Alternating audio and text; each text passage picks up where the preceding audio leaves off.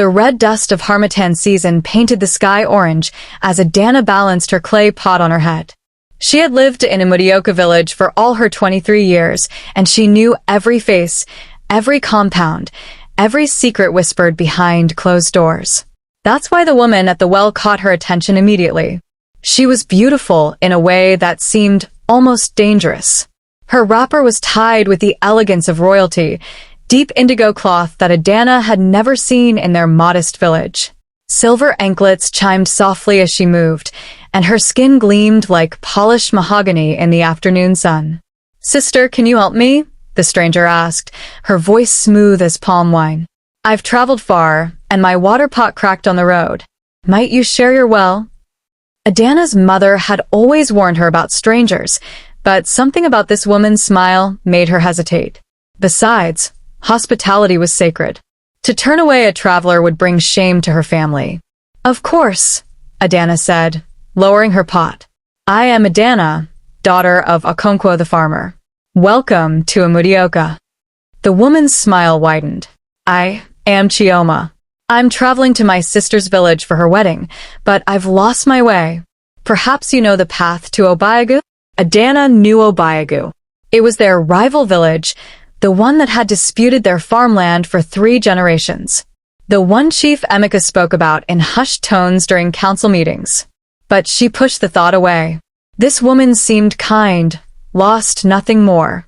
"Obayagu is 2 days' walk east," Adana said, drawing water from the well. "But the path is dangerous for a woman alone. There are leopards in the forest and worse things too." Chioma laughed, a sound like bells. "Then perhaps I should rest here tonight? I have a little money for lodging." Before Adana could answer, her tongue, that troublesome tongue her mother always scolded, began to wag.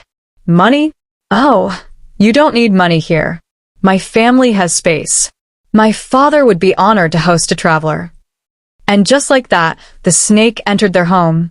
That evening, Chioma sat in their compound, charming Adana's father with stories of distant markets and exotic goods. Adana's mother served kola nut and palm wine, and the stranger ate with gratitude that seemed genuine. "Your village is so peaceful," Chioma said, looking around at the mud houses with their thatched roofs. "You must have a wise chief." "Chief Emeka is the wisest in 3 villages," Adana's father said proudly, "though he carries a heavy burden these days." Adana saw her mother shoot him a warning look, but her father had drunk too much palm wine. Chioma leaned forward, her eyes sympathetic. "A burden? Oh, the poor man. What troubles him?" The warning bells should have rung in Adana's head. But Chioma's face was so kind, so concerned, like a sister you could trust with anything. "It's the farmland dispute," Adana found herself saying. Her mother's eyes went sharp, but Adana couldn't stop. "Obayaga village claims the fertile valley belongs to them, but we've farmed it for generations. Chief Emeka is planning to take the case to the district officer next month." "How stressful," Chioma murmured. "Does he have strong evidence?" And there it was, the question that should have made Adana pause. But she was young and foolish, and she loved having someone listen to her so intently.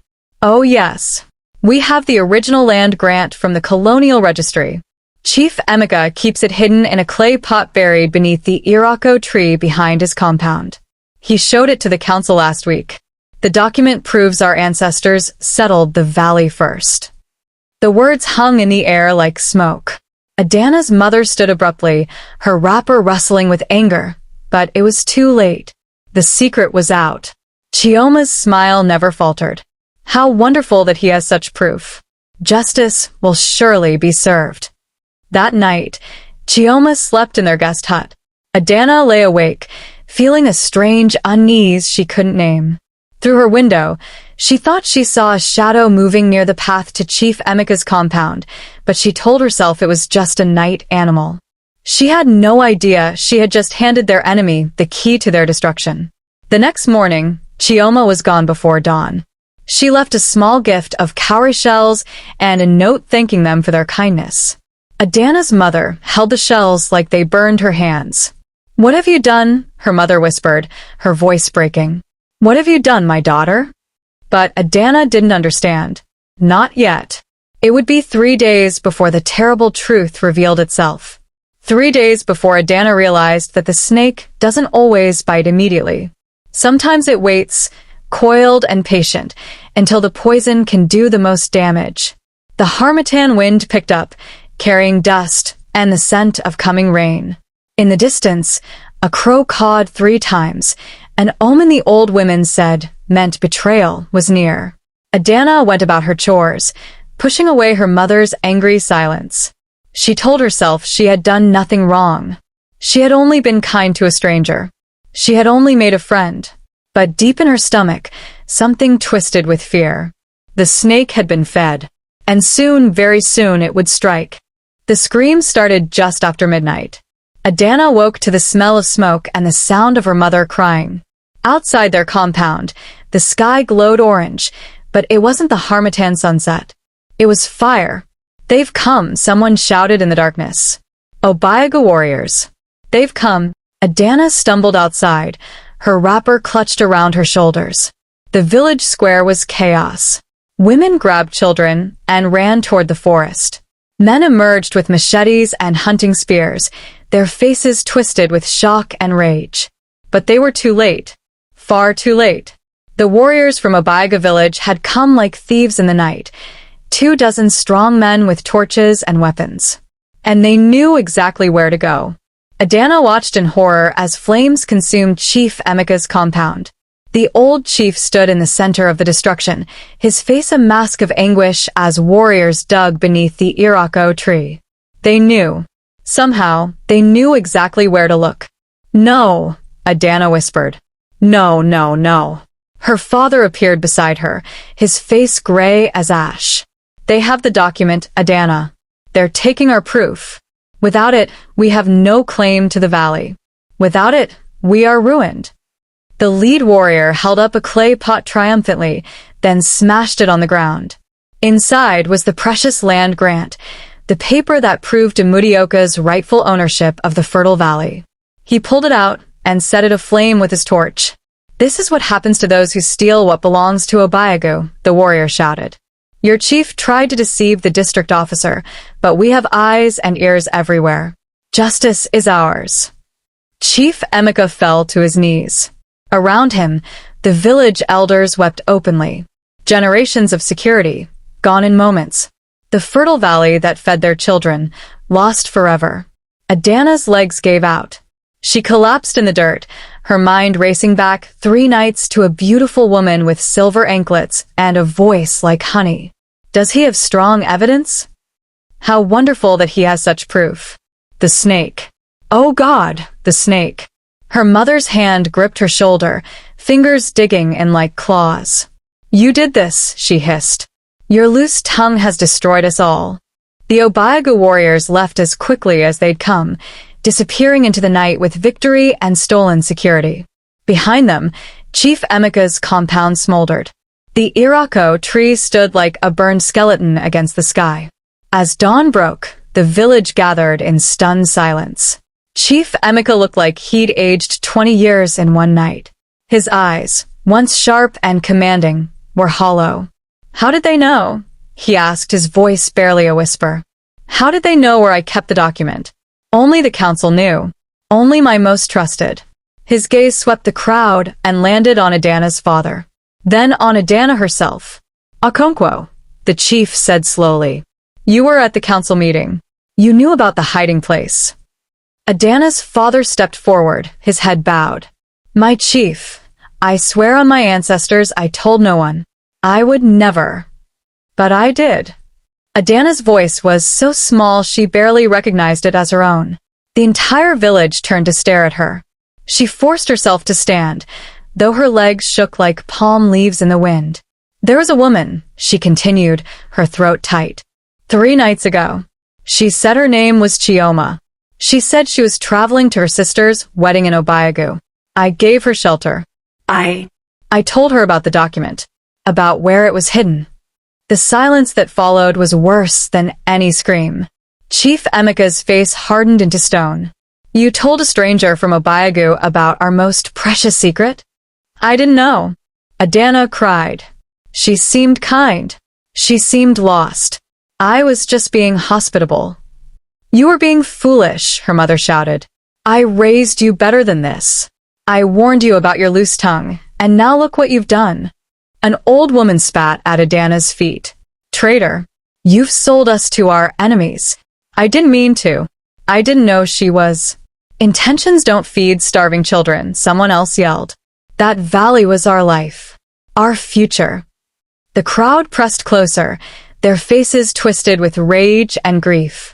Adana saw neighbors she'd known since childhood looking at her like she was a snake herself. Women who had braided her hair as a girl turned their backs. Men who had joked with her father now glared with pure hatred. Chief Emeka raised his hand for silence. When he spoke, his voice carried the weight of judgment. Adana, daughter of Okonkwo, your careless words have brought ruin upon this village. You have cost us our land, our security, our future. You have brought shame upon your family name. Adana's father fell to his knees. My chief, please.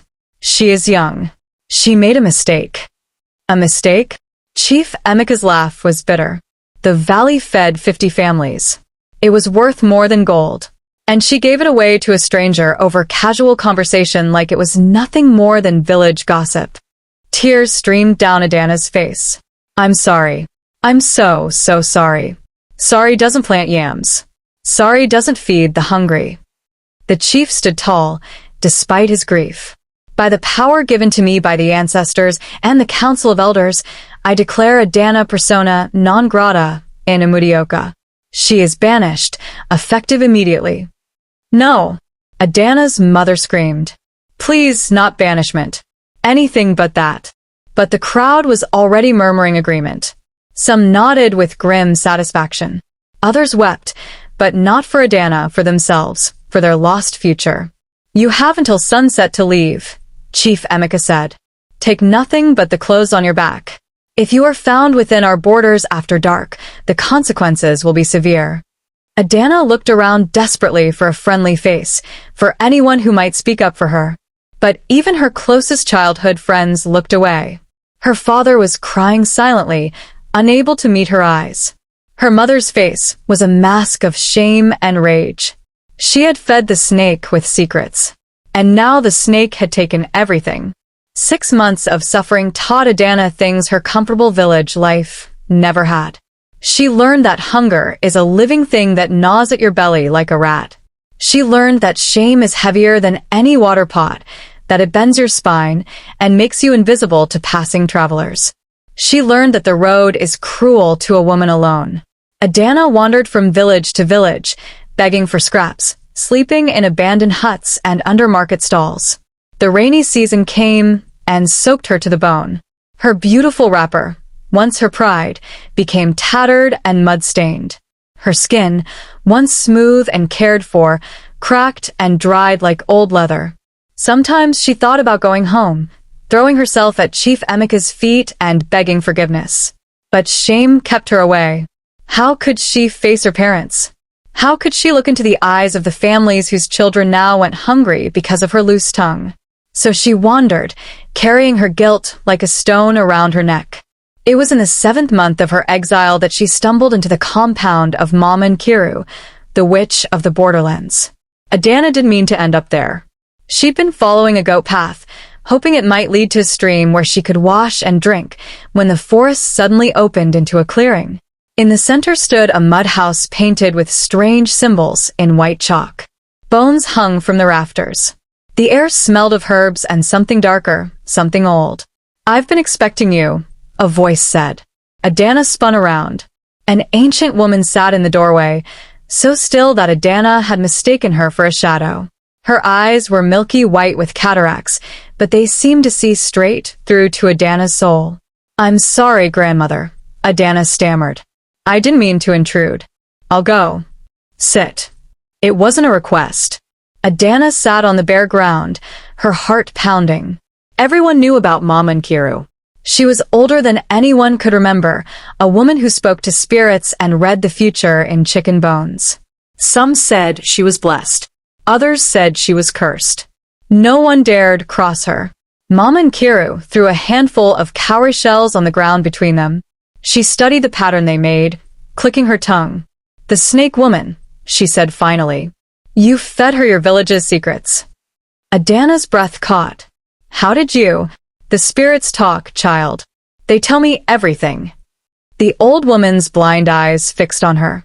"They tell me you carry great shame, great regret, but also great anger."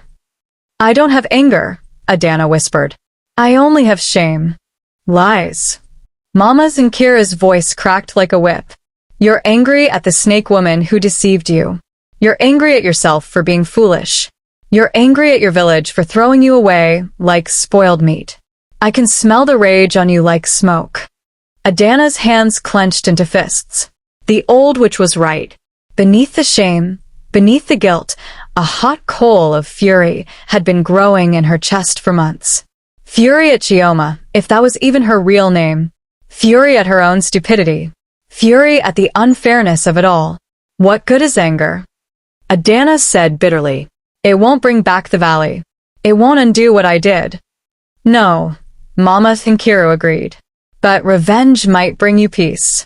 The word hung in the air between them. Revenge. Dark and dangerous and tempting. "The woman who tricked you," Mama and Kiru continued. "Her real name is Neka. She is the younger sister of Chief Okafor of Obayaga village. She is trained in the art of deception, sent out to spy on enemies and seduce secrets from foolish tongues." Adana's heart hammered. "How do you know this?" "The spirits know everything, child. And they've shown me something else." The old woman leaned forward. "Neka has a secret of her own. A secret that, if revealed, would destroy her just as thoroughly as she destroyed you." "What secret?" Adana's voice was barely a whisper. Mama and Kira smiled, showing gaps where teeth used to be. "She has been stealing from Obayaga's treasury for years. She uses her position as the chief's sister to access the village's wealth, taking a little here, a little there. She's amassed a fortune in gold and cowries, hidden in a cave near the Thi River." Adana's mind raced. "But if she's stealing from her own village..." "She plans to disappear," Mama and Kira said. "To take her stolen wealth and vanish to the coast, where she'll live like a queen while Obayaga suffers. Your village wasn't her first victim, child. She's been destroying communities for years, feeding secrets to enemies, causing chaos, then slipping away in the confusion to steal more." The rage in Adana's chest blazed into an inferno. While she'd been starving and suffering, while her village had been losing their children to hunger, Neka had been getting rich off betrayal and theft. "Why are you telling me this?" Adana asked. The old witch stood slowly, her bones creaking. "Because the spirits demand balance. Because betrayal must be answered with justice. Because you, Adana, daughter of Okonkwo, are the instrument of reckoning." She disappeared into her hut and returned with a small leather pouch. "Inside this are herbs and instructions. You will go to Obayaga village. You will expose Neka's theft to Chief Okafor. You will watch as the snake who destroyed your life faces her own destruction." Adana took the pouch with trembling hands. "What if they don't believe me? What if they think I'm lying for revenge?"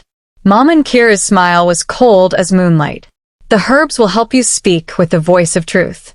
They will make the chief's guards see visions of Neka's crimes. They will guide you to the hidden cave so you can show them the stolen gold. The spirits have blessed this mission, child. You cannot fail." "And after?" Adana's voice cracked. "After I've destroyed her, what then? Will my village take me back?" The old woman's face softened, just slightly. "That is up to the ancestors to decide. But I can tell you this. Carrying revenge in your heart is like carrying fire. It will warm you or burn you. The choice is yours." Adana stood, the pouch clutched to her chest. For the first time in months, she felt something other than shame and despair. She felt purpose. "Thank you, grandmother." "Don't thank me yet," Mama and Kira said. "Revenge is a double-edged blade. Make sure you're ready for what you'll become when you wield it." As Adana walked away from the witch's compound, the sun was setting over the forest. Tomorrow, she would begin the journey to Obayaga village. Tomorrow, The snake who had fed on her secrets would finally feel the bite of justice. The spirits had spoken. The reckoning had begun. The guards at Obiaga's gates almost turned Adana away. She looked like a madwoman, clothes in rags, hair matted, skin covered in dust from weeks of travel. But when she spoke, something in her voice made them pause. "I have information about a traitor in your midst," she said, loud enough for gathering villagers to hear. "Information about theft from your treasury. Information about Chief Okafor's own sister." That got their attention. Within an hour, Adana stood before Chief Okafor himself. He was a large man with a face like carved stone, seated on a wooden throne in the village square. Beside him, looking calm and beautiful as ever, sat Neka. When Neka's eyes met Adana's, there was a flicker of recognition. Then amusement. She thought Adana was here to beg, to plead for mercy. She had no idea what was coming. "Speak," Chief Okafor commanded. Adana took a deep breath and reached into the leather pouch Mama Nkiru had given her. She pulled out a pinch of the sacred herbs and threw them into the small fire burning between her and the chief. Immediately, sweet-smelling smoke filled the air. When she spoke, her voice carried a weight it had never had before, the weight of truth itself. "Your sister, Neka, has been stealing from Obiaga for 3 years, Adana said. She uses her position to access the treasury, taking gold and cowries little by little. She has amassed a fortune hidden in a cave near the river. She plans to flee with this wealth and leave your village to starve." The crowd gasped. Neka shot to her feet, her face a mask of outrage. "Lies," she shouted. "This is the girl from Zamudioka, the fool who gave away her village's secrets. She's here for revenge, nothing more." Chief Okafor's eyes narrowed. "How do you know this, stranger?" "I have proof," Adana said. The herbs were working now. She could see it in the chief's eyes, in the way the smoke curled around them. "Send guards to the cave by the river. Send them to the fig tree with the split trunk 300 paces upstream from the fishing bend. Beneath a flat stone, they will find clay pots filled with your stolen wealth. Don't listen to her." Neka's voice rose with panic. "She's a liar, a vengeful witch. Then you have nothing to fear from an investigation," Chief Okafor said coldly. He gestured to his guards. "Go. Search where she says. If this woman lies, she will be punished severely. But if she speaks truth..." His eyes turned to his sister, and Adana saw doubt there for the first time. The weight was agony. Neka paced like a caged leopard, alternating between rage and desperate explanations. Adana stood silent, her heart pounding. Everything depended on Mama Nkira's information being correct. When the guards returned an hour later, they carried 3 clay pots between them. They set them before the chief and opened them one by one. Gold, cowries, silver. A fortune that made the crowd gasp in shock. There were 7 more pots buried nearby, the lead guard reported. Just as the stranger described, the silence in the square was deafening. Chief Okafor stood slowly, his face a thundercloud.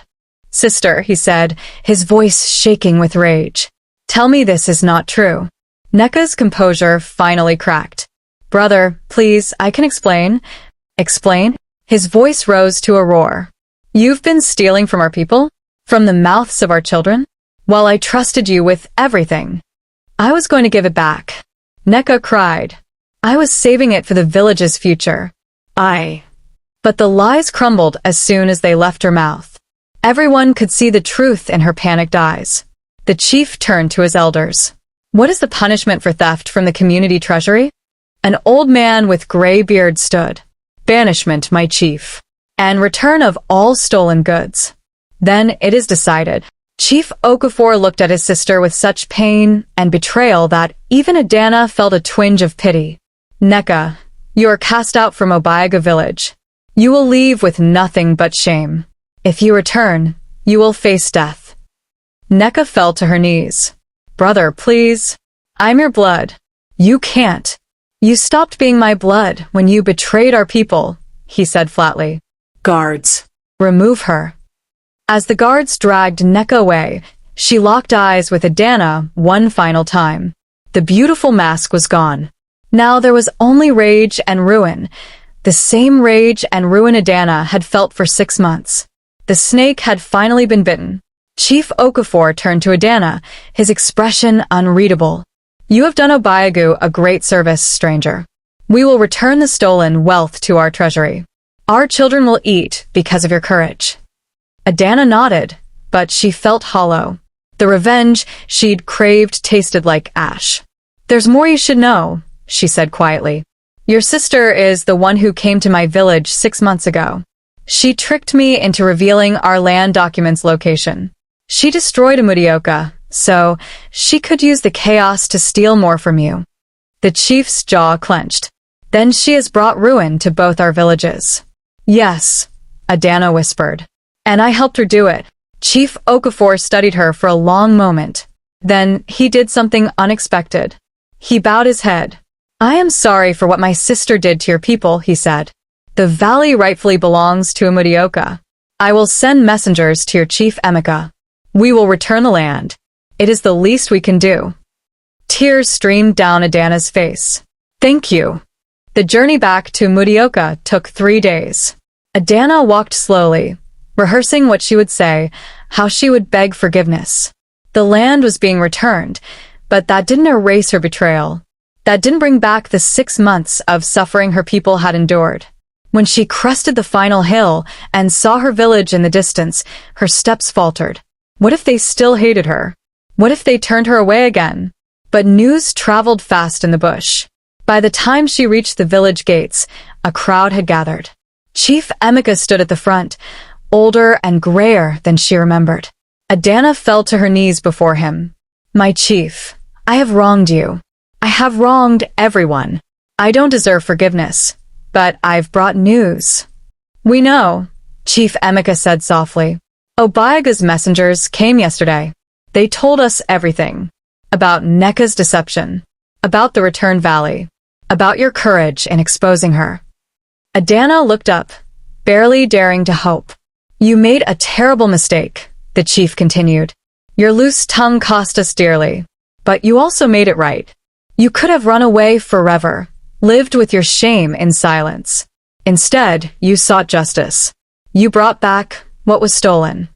He reached down and helped her to her feet. Welcome home, Adana, daughter of Okonkwo.